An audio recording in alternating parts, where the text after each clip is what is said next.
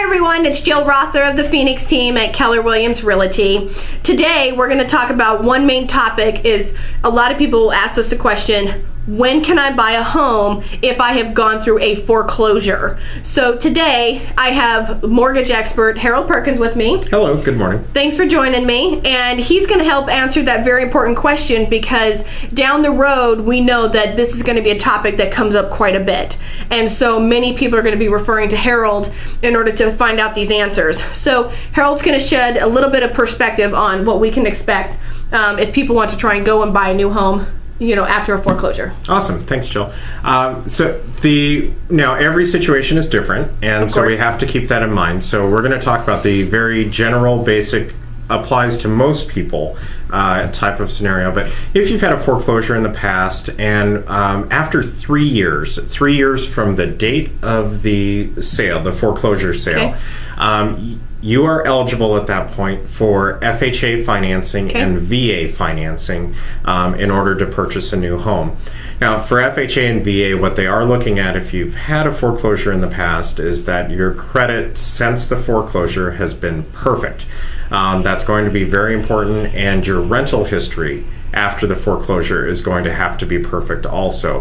You're going to look at your rent payments, make sure everything was paid on time to make sure we don't have a problem with the housing payments again. So when you literally say perfect, you mean perfect? Perfect. That you cannot have had any late, or nothing could have been reported on your credit? Correct. More than 30 days late. Now to us, late is 30 days late. So if the first came for your rent and that happened to fall on a Sunday, and so you paid it on Monday on the 2nd, fine, we don't know about that. But it's 30 days before it's considered late or shows up on the credit report as being 30 days late or more.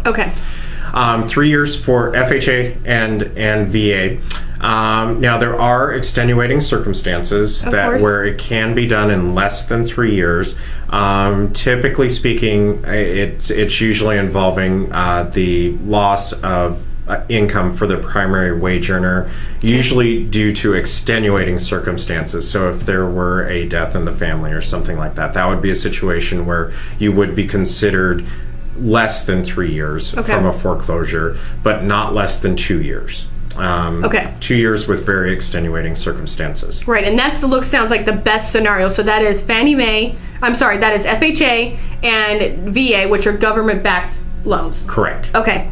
Conventional, for conventional loans, so that's your Fannie Mae, Freddie Mac stuff. That is 4 years from the date of your foreclosure.